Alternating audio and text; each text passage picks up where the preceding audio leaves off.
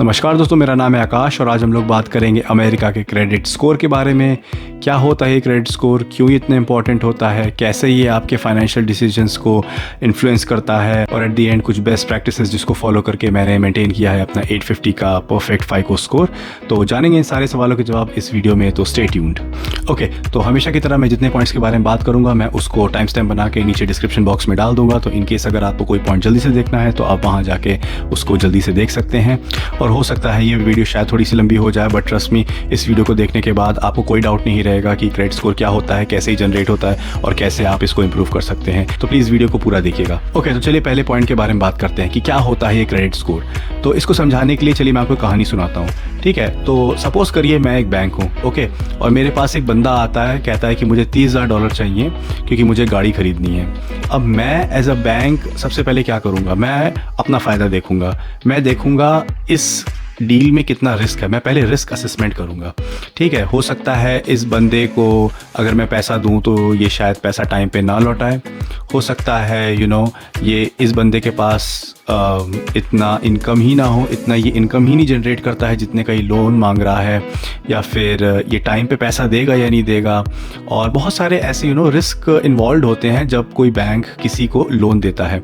तो अब इस रिस्क असेसमेंट को कैसे किया जाए, कैसे इस चीज़ को मिनिमाइज़ किया जाए, कैसे ये चीज़ परखी जाए कि इसको पैसा दिया जाए कि ना दिया जाए। तो पहला तरीका क्या है? तो पहला तरीका है, देखिए, ओल्ड स्कूल वे। मैं उस बंदे से कहूँ अपना अपनी बैंक हिस्ट्री दिखाओ, तुम कितना कमाते हो, तुमने पहले कभी लोन लिए हैं, उनको टाइम पे चुकाया है कि नहीं चुकाया है, या फिर बहुत सारी चीज़ें मुझको देखनी पड़ेगी। बहुत सारा उसका फाइनेंशियल बैकग्राउंड मुझे पूरा उसका छानना पड़ेगा, हाँ, पूरा उसको समझना पड़ेगा। फिर एक कैलकुलेटेड रिस्क लेके मैं वो $30,000 उसको दूंगा। ठीक है, ये तो हो गई अप्रोच नंबर 1।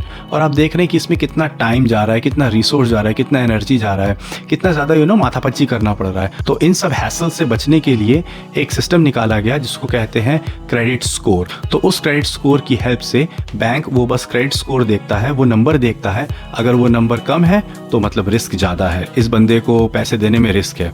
और अगर वो नंबर हाई है, ज़्यादा है, तो ये मतलब ये सेफ़ इन्वेस्टमेंट है बैंक के लिए, ये बंदा टाइम पे पैसा लौटा देगा। तो उस नंबर को देख के बैंक अपने फाइनेंशियल डिसीजंस ईजीली ले पाता है और प्रोसेस फास्ट हो जाता है और काफ़ी सारे हैसल से भी बैंक बच जाता है। तो ये होता है क्रेडिट स्कोर, ये इसकी इंपॉर्टेंस होती है और इसीलिए ये एग्जिस्टेंस में आया। ओके, तो नेक्स्ट पॉइंट के बारे में बात करते हैं, क्रेडिट स्कोर रेंज। ठीक है, ये रेंज क्या होती है क्रेडिट स्कोर की? तो देखिए, क्रेडिट स्कोर एक मिनिमम से लेके मैक्सिमम तक की रेंज होती है। मिनिमम होती है उसकी 300 और मैक्सिमम होती है 850। और जितना बड़ा नंबर उतना ही अच्छा आपका क्रेडिट स्कोर। ठीक है, बट ये तो बहुत सारे नंबर है, ऐसे बहुत सारा वेरिएशन है 300 से लेके 850 तक। इसमें कौन सा नंबर बेस्ट है, कौन सा नंबर वर्स्ट है, या फिर कौन सा एक अप्रोप्रिएट नंबर है। तो ये कैसे पता करें? तो इसके लिए क्रेडिट स्कोर रेंज को कुछ स्लैब्स में डिवाइड कर दिया गया है। जैसे 300 से 579 तक की पुअर की स्लैब आती है, मतलब ये बंदा फाइनेंशियली इतना अच्छा नहीं परफॉर्म करता है। फिर 580 से लेके 669 तक की स्लैब आती है जो कि फेयर होती है, मतलब ये बंदा ठीक एवरेज है। और देन आती है 670 से लेके 739 की स्लैब जो कि गुड स्लैब होती है, मतलब ये बंदा काफ़ी रिलायबल है, काफ़ी ज़्यादा फाइनेंशियली साउंड है। और फिर उसके बाद वेरी गुड और फिर एक्सीलेंट। तो ये कुछ स्लैब्स में रेंज डिवाइड होती है जो कि इस चीज़ को और आसान बना देती है ये जज करने में कि ये बंदा कितना ज़्यादा रिलायबल है। और आपका क्रेडिट स्कोर जितना अच्छे स्लैब में होता है उतना ही आपके लिए आसान होता है, आपको लोन मिलना, आपको गाड़ी मिलना, घर मिलना, बहुत सारी चीज़ें आपके लिए आसान हो जाती हैं अगर आपका क्रेडिट स्कोर अच्छा होता है। लेकिन यदि किसी का अगर क्रेडिट स्कोर ख़राब है तो उसको लोन बहुत मुश्किल से मिलता है, या फिर कभी कभी नहीं भी मिलता है, या फिर अगर मिलता है तो उसको बहुत हाई इंटरेस्ट पे मिलता है, या डाउन पेमेंट बहुत देनी पड़ती है। तो ये प्रॉब्लम्स आती हैं उसको। तो आप देख रहे हैं कि कैसे एक नंबर की वजह से आपको या तो बहुत सारा फैसिलिटी मिल रहा है या तो आपको बहुत दिक्कत हो रही है। तो ये नंबर बहुत ही ज़्यादा इंपॉर्टेंट हो जाता है when it comes to your finances in US. तो इसीलिए हमेशा इसको आपको अच्छा रखना चाहिए क्योंकि ये आपके बहुत काम आता है यहाँ पे। ओके, तो नेक्स्ट पॉइंट के बारे में बात करते हैं कि क्रेडिट स्कोर बनता कैसे है, अच्छा ठीक है, रेंज पता चल गई, इतना ख़राब होता है, इतना अच्छा होता है, बट ये बनता कैसे है? तो देखिए, जैसे आपको पता है कि यहाँ पे अमेरिका में क्रेडिट कार्ड का यूटिलाइजेशन बहुत होता है। इंडिया में भी होता है, but as compare to US इतना नहीं होता है इंडिया में। यहाँ यूएस में एक्सटेंसिवली यूज़ होता है। तो जैसे क्रेडिट कार्ड का सिस्टम हम सबको पता है कि आप हर महीने उससे शॉपिंग करते हो, हर महीने आप सामान खरीदते हो, मतलब जो भी आप स्पेंड करते हो आपका उतना अमाउंट बन जाता है, और at the end of the month आपको उसको पे करना होता है। ठीक है, अब आप इसको एज ए छोटा लोन मानो। ठीक है, आप जो मंथली पेमेंट करते हो वो एज ए छोटा छोटा लोन मान लो, जो आप हर महीने बैंक से लेते हो। ठीक है, अब क्या होता है कि आप जितना टाइम पे वो पेमेंट करते हो उतना ही अच्छा आपका क्रेडिट स्कोर बनता जाता है। मतलब जब आप टाइम पे पेमेंट करते हो तो बैंक को ये लगता है कि हाँ भाई, ये बंदा टाइम से पेमेंट करता है, हाँ खर्च भी करता है और टाइम से पेमेंट भी देता है, ये एक रिलायबल बंदा है, ये एक अच्छा कस्टमर है, तो उसका क्रेडिट स्कोर बढ़ा दो, तो ऐसा आपका क्रेडिट स्कोर ऊपर हो जाता है। और फॉर एग्जांपल कोई बंदा जैसे मान लीजिए टाइम से पेमेंट नहीं देता है, या फिर मिनिमम पेमेंट करता है, या आधी अधूरी पेमेंट करता है, इधर उधर करता है, तो बैंक को लगता है नहीं, ये बंदा रिलायबल नहीं है, ये बंदा सही नहीं है फाइनेंशियली, तो उसका क्रेडिट स्कोर गिरा दो, तो फिर उसका क्रेडिट स्कोर नीचे कर देते हैं। तो ऐसे करके क्रेडिट स्कोर आपका फ्लक्चुएट होता है, और भी बहुत सारे मतलब पॉइंट्स होते हैं जो इन्फ्लुएंस करते हैं, मैं आगे बात करूंगा। तो मोटा मोटा ऐसे आपका क्रेडिट स्कोर जज किया जाता है। ओके, तो नेक्स्ट पॉइंट के बारे में बात करते हैं कि क्रेडिट स्कोर बना के देता कौन है आपको? क्या ये बैंक्स बनाते हैं या गवर्नमेंट बनाती है? तो ऐसा नहीं, ये कुछ इंडिपेंडेंट एजेंसीज होती हैं, जैसे इक्विफैक्स है, एक्सपीरियंस है, ट्रांस यूनियन है, फाइको है। ये कुछ फाइनेंशियल इंस्टीट्यूशंस होते हैं, फाइनेंशियल एजेंसीज होती हैं जो आपके क्रेडिट स्कोर को मैनिपुलेट करती हैं, और इनका टाई अप हर जगह होता है, आपके बैंक से लेके, गवर्नमेंट से लेके, और भी फाइनेंशियल इंस्टीट्यूशंस, हर जगह इनकी प्रेजेंस होती है, हर जगह से डेटा पुल करते हैं।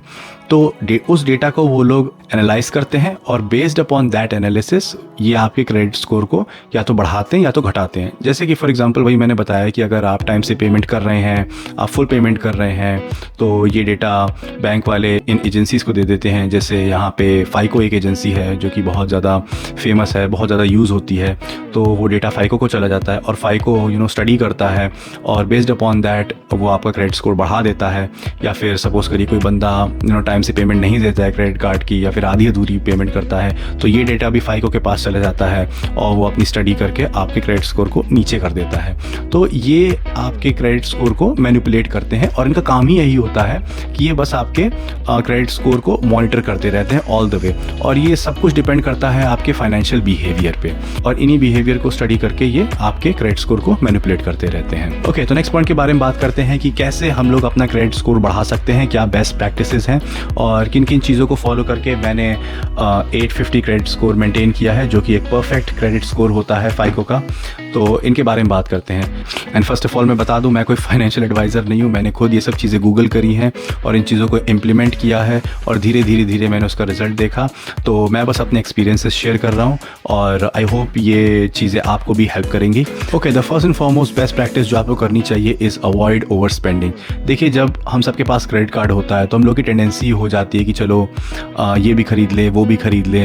हाँ, भले ही हम लोग के पास अगर उस वक्त उतना पैसा नहीं है, लेकिन हम लोग की लिमिट होती है, तो हम लोग उस चीज़ को ख़रीद लेते हैं, और सोचते हैं कि मंथ के एंड तक तो पैसा आ ही जाएगा, और फिर हम लोग उसकी पेमेंट कर देंगे। ठीक है, ये एक अजम्पशन बन जाता है जब बंदे के पास क्रेडिट कार्ड होता है। बट इन केस अगर मंथ के एंड तक पैसे का जुगाड़ नहीं हो पाता है, और आप पेमेंट डिफ़ॉल्ट कर जाते हो, तो आप बिग ट्रबल में आ गए, क्योंकि आपने एक तो पेमेंट डिफ़ॉल्ट करी, वो आपका क्रेडिट स्कोर आपका नीचे कर देगा। या फिर इन केस अगर आपने पार्शियल पेमेंट करी, तो वो भी आपका क्रेडिट स्कोर डाउन करेगा, प्लस जो आपने पार्शियल पेमेंट करी है तो रिमेनिंग पेमेंट पे आपको इंटरेस्ट देना पड़ेगा, और अब आप क्रेडिट कार्ड डेट में आ जाओगे। ठीक है, तो अवॉइड ओवर स्पेंडिंग। जिस चीज़ को ख़रीदने का पैसा आपके पास अभी नहीं है तो प्लीज़ उसको मत खरीदिए, उसको अवॉइड करिए, थोड़ा वेट कर लीजिए, थोड़ा पैसे इकट्ठा कर लीजिए और फिर ख़रीद लीजिए।